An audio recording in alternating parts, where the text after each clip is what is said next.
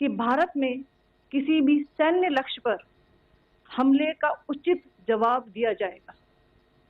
7 से 8 मई 2025 की रात को पाकिस्तान ने उत्तरी और पश्चिमी भारत में स्थित कई सैन्य ठिकानों को, जैसे कि अवंतीपुरा, श्रीनगर, जम्मू, पठानकोट, अमृतसर, कपूरथला, जालंधर, लुधियाना, आदमपुर, भटिंडा, चंडीगढ़, नाल, फलौदी, उत्तरलाई और भुज पर ड्रोन और मिसाइलों से हमला करने का प्रयास किया।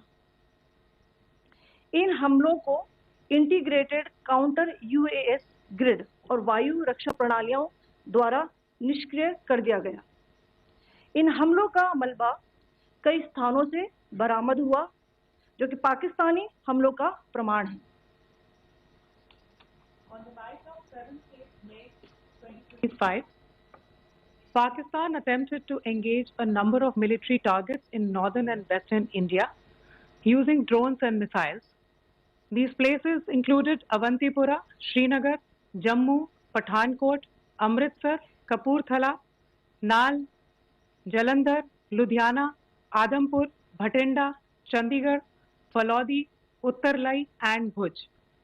These were neutralized by the integrated counter unmanned aerial system and other air defense systems. The debris of these attacks is now being recovered from a number of locations that prove the Pakistani attacks.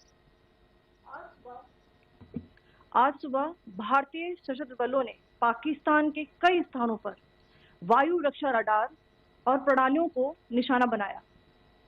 Bharat की प्रतिक्रिया समान क्षेत्र में समान तीव्रता के साथ की गई। यह विश्वसनीय रूप से ज्ञात हुआ कि लाहौर में स्थित एक वायु रक्षा प्रणाली को निष्क्रिय कर दिया गया। Today morning, Indian Armed Forces targeted air defense radars and systems at a number of locations in Pakistan. Indian response has been in the same domain with the same intensity as Pakistan. It has been reliably learnt that an air defense system at Lahore has been neutralized. Pakistan ने नियंत्रण रेखा पर आकरण गोलीबारी की तीव्रता बढ़ा दी है, जिसमें कुपवाड़ा, बारामूला, उरी, पुंछ, मेंढर और राजौरी क्षेत्रों में मोर्टार और भारी तोपखाने का इस्तेमाल किया जा रहा है। Pakistan has increased the intensity of its unprovoked firing across the line of control using mortar and heavy calibre artilleries in areas in Kupwara, Baramulla, Uri, Poonch, Mendhar and Rajouri sectors in Jammu and Kashmir. 16 innocent lives have been lost, including 3 women and 5 children, due to the Pakistani firing.